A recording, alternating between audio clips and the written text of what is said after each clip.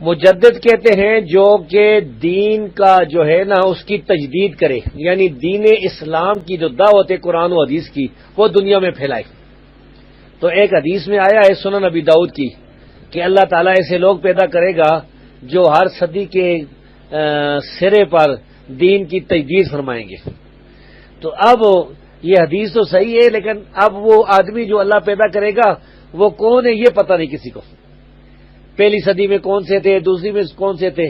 تو اس میں پھر کیا ہوتا ہے کہ ہر آدمی جو ہے نا اپنی مرضی سے کچھ لوگوں کو مجدد بنا دیتا ہے،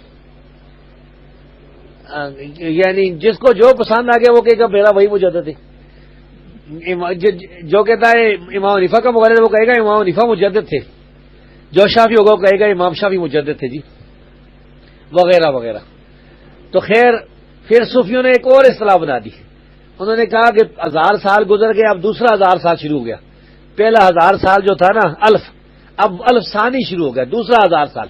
اب دوسرا 1000 سال جب شروع ہوا یعنی 10ویں صدی ہجری کے بعد 11ویں صدی ہجری، تو اس میں بھی کوئی مجدد ہونا چاہیے۔ حالانکہ حدیث میں ایک آدمی کا ذکر نہیں ہے، میں یجدد اللہ، اس سے جماعت بھی مراد ہو سکتی ہے، ایک بھی ہو سکتا ہے۔ تو اس کے لیے پھر انہوں نے کیا کیا، وہ کہتے ہیں شیخ احمد سرہندی نام کا جو ایک صوفی تھا ہندوستان میں، جسے جہانگیر نے اس کے مکاتیب کی وجہ سے، اس کے خطوں کی وجہ سے قلعہ گوالیار میں بند کیا تھا، گرفتار کیا تھا، مجدد الافسانی ہے۔ بس یہ پروپیگنڈا صوفی نے شروع کر دیا، اور پھر ہوا کیا، اب چاروں طرف سے بس یہی نعرے ہونے لگے مجدد الافسانی ہے۔ تو بہرحال خلاصہ یہ کہ حدیث صحیح ہے لیکن مجدد کون ہے اس کا کوئی پتہ نہیں کسی کو۔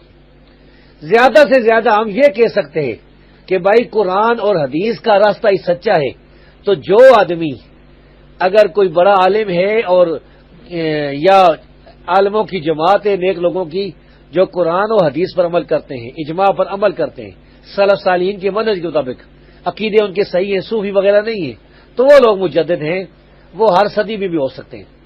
پہلی جو 3 صدیاں ہیں اس میں تو بے شمار ہیں، آپ دیکھیں گے تو یعنی صحابہ ہیں، تابعین ہیں، تبع تابعین ہیں۔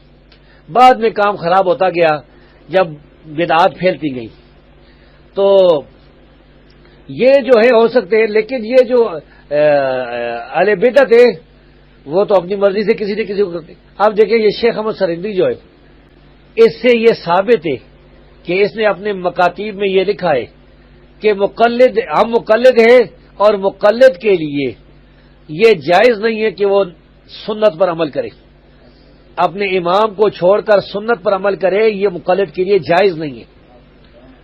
اس وجہ سے اس نے جو ہے وہ جو اشارہ کیا جاتا ہے نا تشہد میں، یا وہ آدمی اتحیات پڑھتا ہے تو اس میں انگلی سے اشارہ کرتا ہے، اس نے اس اشارے کی مخالفت کی، اسے ناجائز قرار دیا، اور جو ہے اس پر وہ بڑا ڈٹ گیا۔ اور اس نے یہ بھی کہا ہے کہ عیسیٰ علیہ السلام جب آسمان سے نازل ہوں گے تو حنفی مذہب پر عمل کریں گے۔ تو اس قسم کی باتیں کہنے والا آدمی جو ہے وہ کس طرح مجدد ہو سکتا ہے؟ مجدد اگر کوئی تو وہی ہوگا جو قرآن و حدیث پر عمل کرتا ہے، جو کتاب و سنت کا پیروکار ہے۔